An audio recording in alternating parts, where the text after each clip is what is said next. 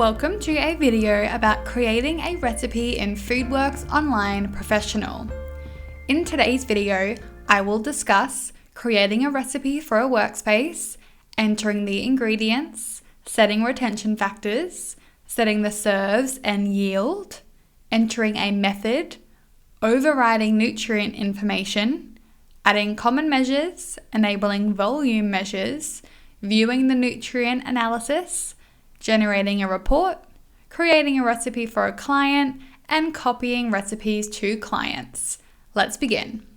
First, it is important to understand that you can create a recipe as a resource for your workspace, which is then available for you to include in all resources wherever they are in your workspace. Alternatively, you can create a custom recipe for a specific client. Keep in mind that recipes initially created as a workspace resource can be copied to one or more clients, and recipes created for a specific client can also be copied to a different client. I will show you how to do this later in the video. To create a new recipe for the workspace, you will first need to open or create a workspace. Today, I will be working in an example professional workspace. In the navigation pane, click the plus icon and select Recipe from the drop-down. On the Recipe General tab, enter the name for the recipe. I will be creating mixed berry oatmeal, so I will type this in the name field. Note that this recipe is currently a draft version, and any information I enter will be automatically saved. A draft resource is indicated with a small purple circle next to its name and icon in the navigation pane. A resource will remain as a draft until you either choose to publish or delete it. On the General tab, there are a variety of optional fields you may wish to use. The first optional field is the tag field. A resource tag is a user-defined label that you can create and apply to any resource within the workspace. Tags are color-coded and can be used to filter your resources in the navigation pane. Examples of tags you may wish to use are vegan, gluten-free, or low sodium. The recipe I am creating is dairy-free, so I will create a new tag and add this to the recipe.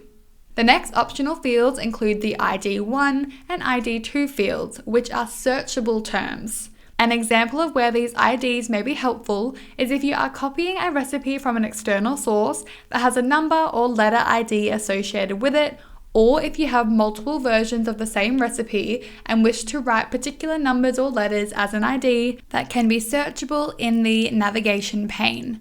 IDs are also searchable in the Ingredients or Foods tab of a resource, which is helpful if you are using this recipe in another resource such as a meal plan.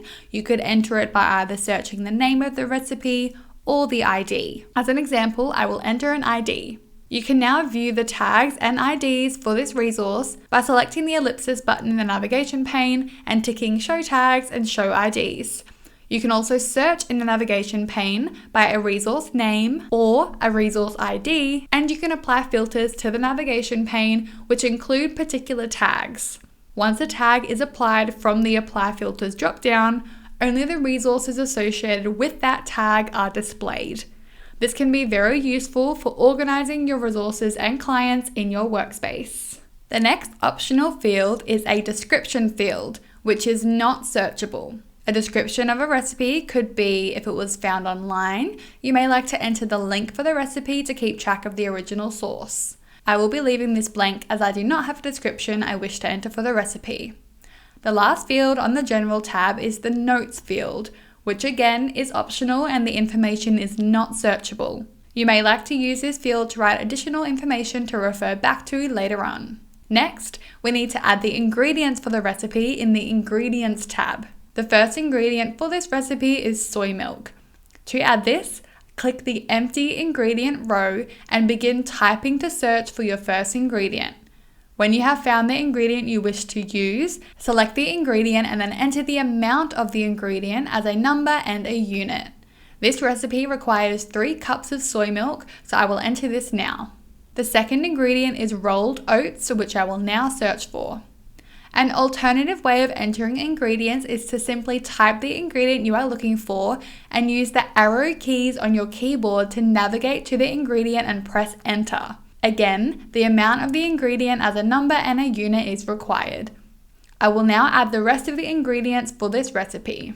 If you like, you can also add notes next to each ingredient. The chia seeds and banana in my recipe are for topping, so I will add this as a note next to the ingredients. In this recipe, you can see that a method section is automatically available under the ingredient section. I won't be entering a method today, so I can delete this by clicking the ellipsis icon and clicking delete section. In some recipes, you may like to have multiple sections, which can be useful if a recipe has multiple parts, such as a cake with a cake, filling, and icing section. To add sections, simply click Add Section. You can also modify the name of each section by clicking the section title and typing a new name. If you want to add more method sections, you can do this by simply clicking Add Method. Keep in mind that entering additional sections or methods will not affect the nutritional analysis, but can be useful to include in a recipe.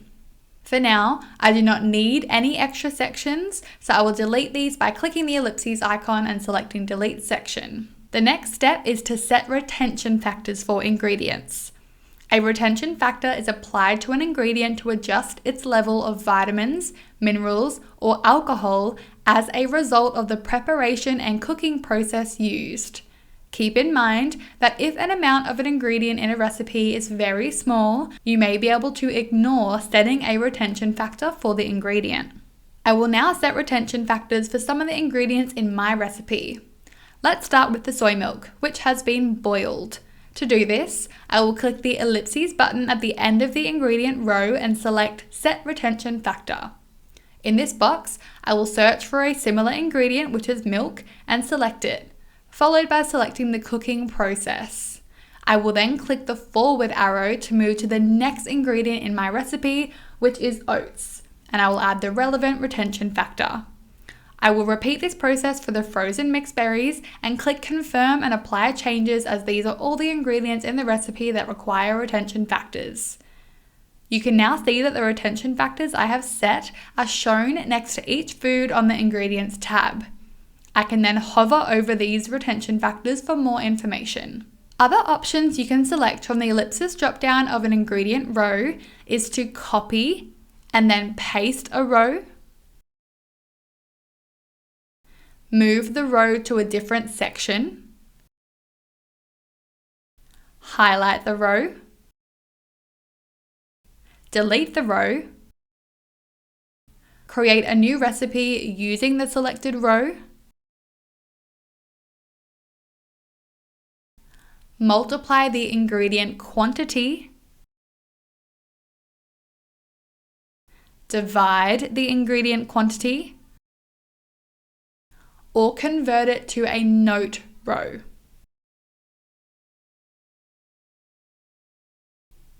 I will remove all of these changes and return the recipe to its original state. Next, I will set the number of serves for my recipe. This can be entered as either a number or a weight. The default for a recipe is number of serves, but if you wish to change this, you can click the field and select serve weight from the drop-down instead. I am going to leave it as number of serves and write 2 in the field provided. Next, I will set the yield for the recipe. Setting the yield for a cooked recipe adjusts the total weight, water, and alcohol values that would be lost or gained during the cooking process. This then changes the concentration of the recipe's other nutrients. You can either enter the yield as a percentage of the final recipe, or you can enter the final recipe's weight in grams and Foodworks will calculate the yield percentage for you. I will enter the final weight of the recipe as 900 grams. I will quickly mention that throughout the app, you will see many information icons next to particular fields and buttons, which you can hover over for more information, as you can see here with the yield field drop-downs. Some of these information icons also have links to support articles or external websites to assist you in using and understanding the features of Foodworks Online. I would highly suggest using these information icons as you become familiar with using Foodworks. Now, let's have a look at the Overrides tab. By default, the nutrition analysis for your recipe is calculated from the ingredients and yield you have entered. For a recipe, it is rare that you would override the calculated analyses on this Override tab, so you can often skip this tab. However, in some cases, you may choose to override the results calculated by Foodworks. For example, you could enter the nutrient values for the recipe from an external source, base the nutrient analysis for the recipe on another item, or set the nutrient values to 0 or unknown. You can also use a hybrid approach where you base the analysis for the recipe on another item, or set the values to 0 or unknown, and also enter some nutrient values from another source. Next, let's go to the Measures tab. Here, you can add your own common measures to your recipe, such as slice or bowl. Then, if you use this recipe in another resource, you'll have the option to use the common measures you've created when entering the quantity of the recipe. If you do not add common measures, you'll have the standard options available such as grams, kilograms, or serve. I will now add a common measure to this recipe. To do this, I will click Add Measure and type bowl for the name and then enter 450 grams as the weight. An optional note field is also provided next to the common measure, which I will leave blank. You can also select Default Measure, which means this common measure will be made as the default measure when this recipe is entered into other resources. This simply means that it will appear first in the dropdown when selecting the quantity. If required, you can also copy measures from a similar food or recipe from the Foodworks database to base your common measures on. To do this, simply select Copy Measures and VCF and type the name of a similar food or recipe. On this tab, you can also enable volume measures for recipes such as cup, milliliters, and liters, which is helpful if the recipe is a liquid. Then, when you use this recipe as an ingredient in another resource, you can use volume measures to enter the quantity. To do this, you determine the volume conversion factor by entering how much a certain volume of the recipe weighs. For example, 100 milliliters of a liquid recipe may weigh 98 grams. If you also toggle on the liquid toggle, the analyses for the recipe are shown per 100 milliliters. My recipe is not a liquid, so I will remove this information. After completing the required fields on each tab, your recipe has been created. You can now view the nutrient analysis for this recipe on the analysis pane on the right-hand side. If the analysis pane is collapsed, you can click the expander arrow to display it. In the analysis pane, you can show the analysis for the total recipe, per serve, per 100 grams, or enter a specific gram amount you wish to see the analysis for.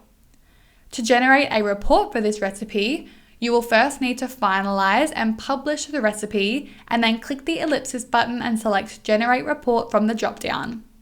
You can then modify the information that is included, manually selecting specific checkboxes. You can also choose to include page numbers and dates in the additional customization box. Now, to quickly remind you, I created this recipe as a Workspace recipe. As mentioned at the start of the video, you can also create a new recipe for a specific client, which could be helpful if you are creating a recipe individualized to a client's specific dietary needs and preferences.